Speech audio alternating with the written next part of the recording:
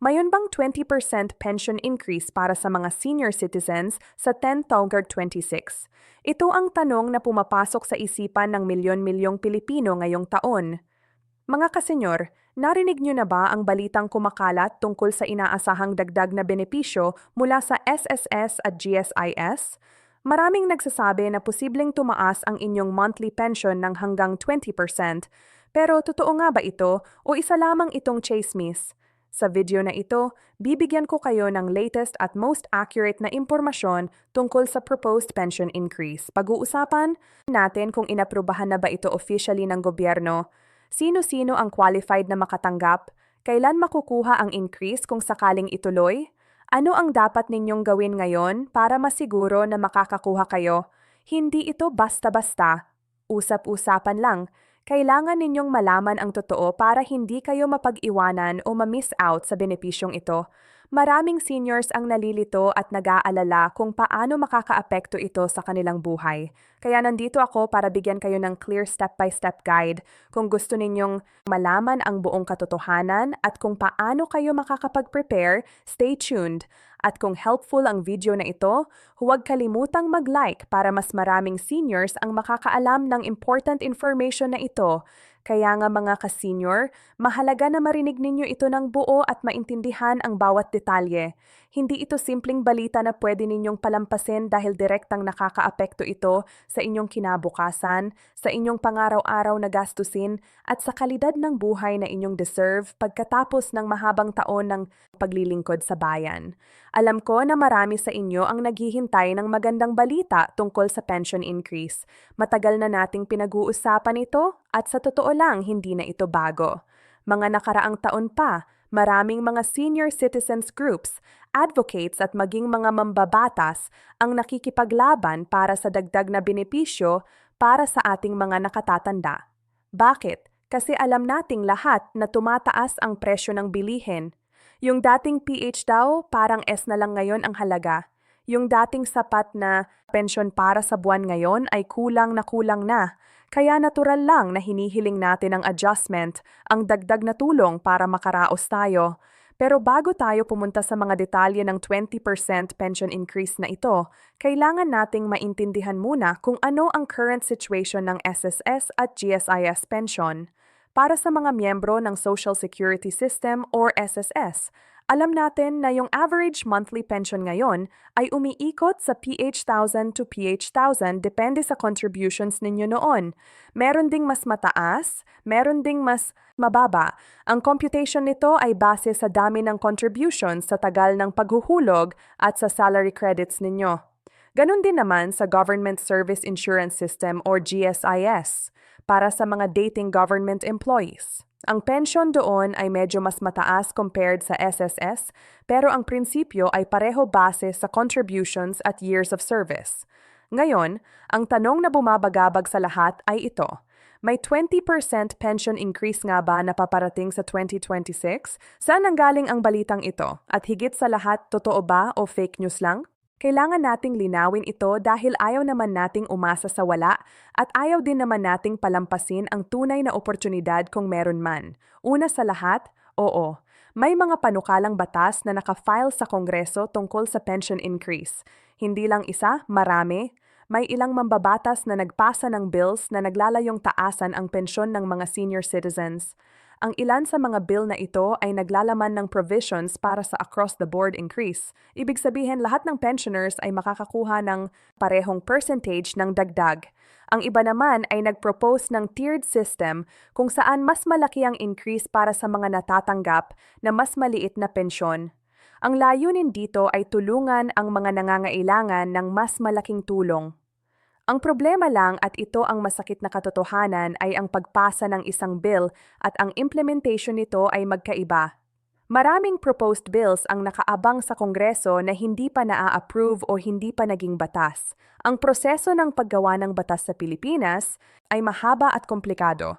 Dumadaan ito sa committee hearings, sa debates, sa voting sa lower house tapos sa Senate at pagkatapos ay kailangan pang pirmahan ng presidente.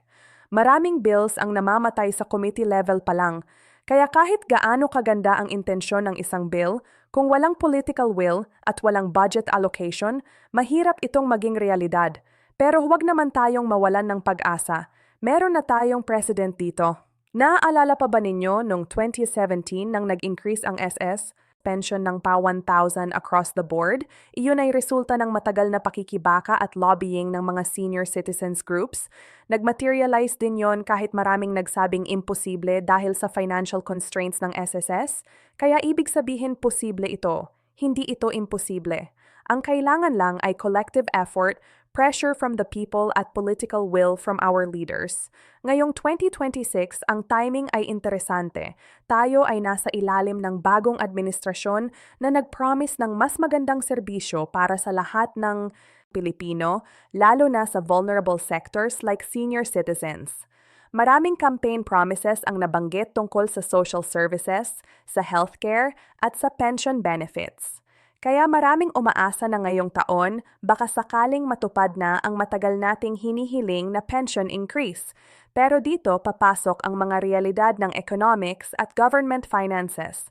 Ang SSS at GSIS ay parehong insurance systems na kumikita at gumagastos base sa contributions ng members at sa investments nila. Ang SS lalo na ay nag-struggle financially sa nakaraang mga taon dahil sa imbalance between collections at disbursements. Marami kasi ang nagre-retire at kumukuha ng pensyon pero ang bilang ng active contributors ay hindi lumalaki ng sapat. Ito ay demographic challenge na kinakaharap hindi lang ng Pilipinas kundi ng maraming bansa sa buong mundo. Ang population ay tumatanda at mas maraming seniors ang umaasa sa pensyon kaysa sa mga batang workers na nagko-contribute. Kaya ang SSS at GSIS ay kailangang maging prudent sa pagbibigay ng benefits. Hindi nila pwedeng magbigay ng walang katiyakan na sustainable ito sa long term. Ayaw naman nating mangyari na magkaroon ng increase ngayong taon tapos mag-collapse ang system pagkatapos ng ilang taon dahil naubos na ang funds. Kaya ang mga ahensyang ito ay gumagawa ng actuarial studies, nag-a-analyze ng financial projections, at nagko-conduct ng feasibility studies bago mag-recommend ng kahit anong increase. Ayon sa mga latest reports na lumabas sa mga news outlets at sa official statements ng SS, ang agency ay bukas sa ideya ng pension increase. Sinabi ng management na ine-explore nila ang options at ino-conduct ang necessary studies, pero wala pa silang definite commitment tungkol sa 20% specifically. Ang 20% figure na yan ay galing sa ilang proposed bills. Pero ang final na percentage kung meron man ay depende pa sa final decision ng Board of Directors ng SS, sa approval ng Office of the President at sa availability ng funds. Sa GSIS naman, may similar sentiment din. Ang GSIS ay mas stable financially compared sa SSS dahil mas mataas ang contributions ng government employees at mas organized ang collection system. Pero kahit ganon, kailangan pa rin nilang mag-exercise ng fiscal responsibility. Hindi pwedeng basta-basta lang magbigay ng increase without proper planning and funding. Kaya ano ba talaga ang status ngayong January 2026? Base sa pinaka-recent na information, ang totoo ay wala pang officially approved 20% pension increase para sa SSS at GSIS.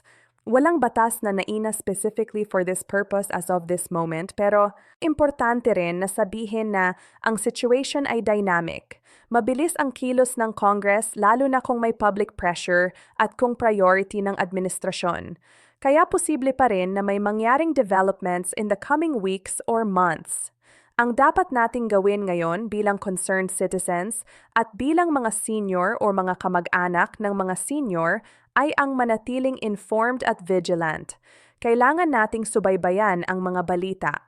Basahin ang mga official announcements mula sa SSS at GSIS at huwag magpadala sa fake news o sa mga unverified claims sa social media. Maraming kumakalat na fake announcements, edited screenshots, at misleading headlines na nagsasabing approved na ang increase. Ang mga ito ay nakakapagbigay ng false hope at nakakalito sa mga tao. Para ma-verify ninyo ang information, mag-rely kayo sa official sources. Ang SS ay may website na ss.gov.ph kung saan nila pinopost ang lahat ng important announcements. May Facebook page din sila at hotline na pwede ninyong tawagan.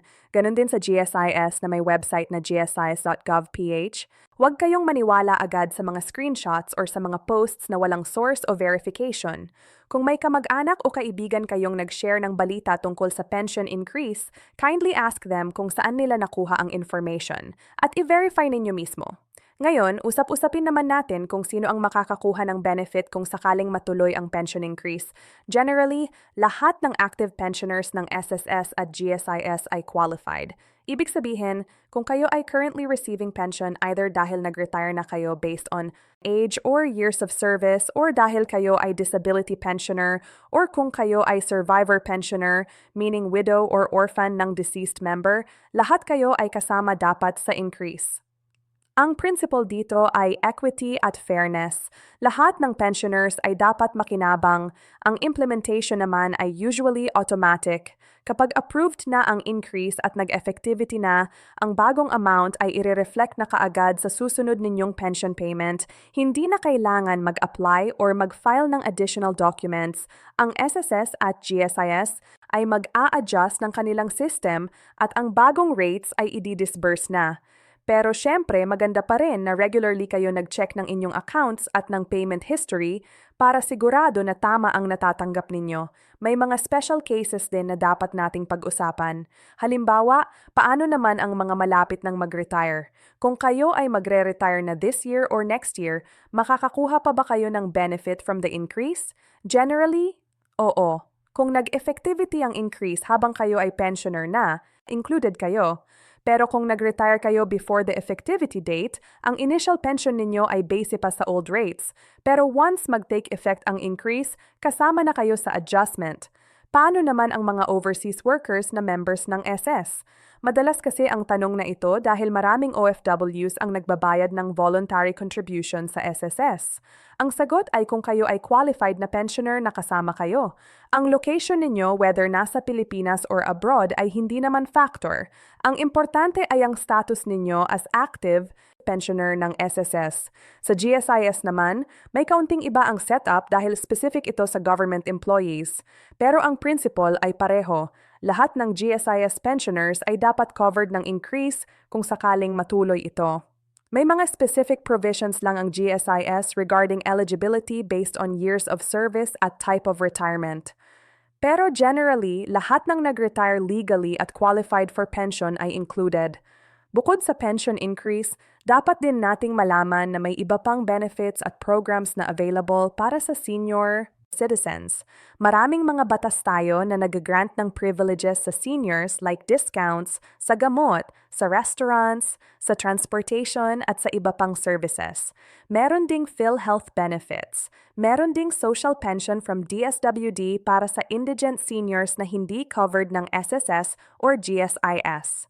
Kaya importante na alam ninyo lahat ng rights at privileges ninyo para ma-maximize ninyo ang available assistance. Ang Senior Citizen Discount Program natin ay isa sa pinaka-comprehensive sa Southeast Asia. 20% discount kayo sa maraming establishments at VAT-exempt pa kayo. Pero ang problema, hindi lahat ng seniors ay aware o hindi lahat ay nag-avail. Kaya importante ang information dissemination at ang pagtutulungan natin sa community level para i-educate ang isa't isa. Balik tayo sa pension increase. Ano ba ang mga steps na kailangan nating gawin para itulak ito? Una, collective voice. Kailangan nating ipakita sa government na ito ay priority ng mga tao.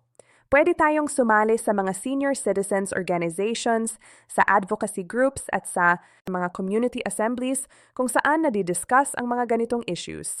Ang power ng numbers ay hindi dapat i-underestimate. Kapag nakita ng mga lawmakers na maraming constituents ang interesado at nangangailangan ng increase, mas magiging priority nila ito.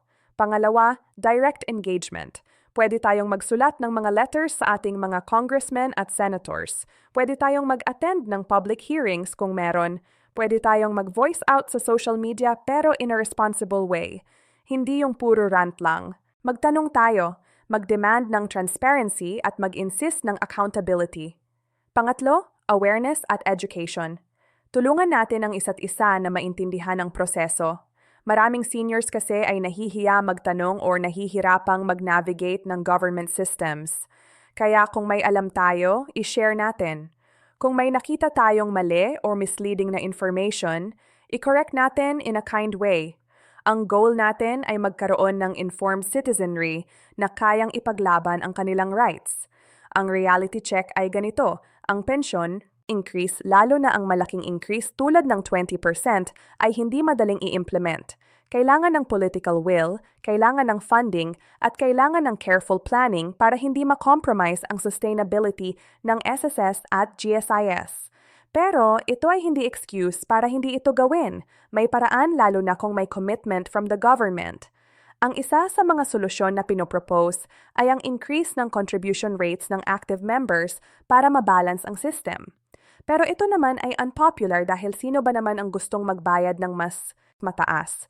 Pero sa economic sense, ito ay logical. Kung gusto nating tumaas ang benefits, kailangan ding tumaas ang contributions. Ito ay basic principle ng insurance. Another solution ay ang improvement ng investment returns ng SS at GSIS. Ang dalawang ahensyang ito ay may malaking investment portfolios. Kung ma-manage ng mas efficient ang funds na ito, pwedeng lumaki ang returns at magkaroon ng more funds available para sa benefits. May mga calls na nga for reform sa governance structure ng SSS at GSIS para mas transparent at accountable ang operations. Ang bottom line, mga ka-senior at mga kababayan, ay ito. As of now, walang official 20% pension increase na approved para sa 2026. Pero hindi ito nangangahulugan na imposible ito o na hindi ito mangyayari. Ang future ay hindi pa written in stone.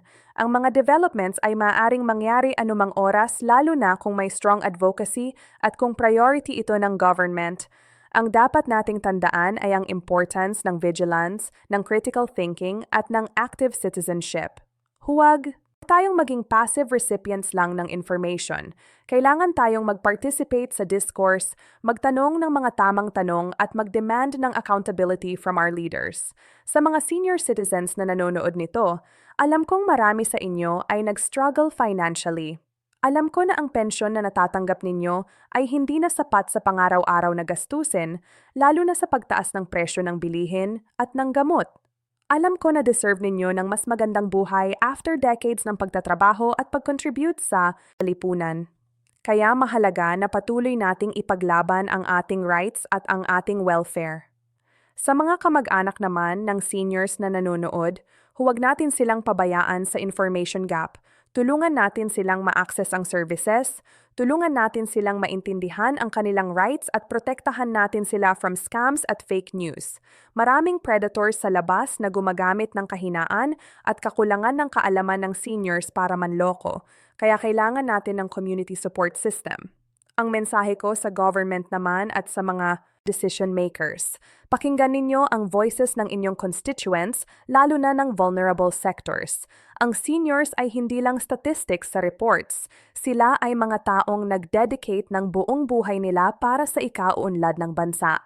Deserve nila ng dignidad at ng sapat na support sa kanilang twilight years. Ang pension increase ay hindi lamang financial matter. Ito ay moral imperative.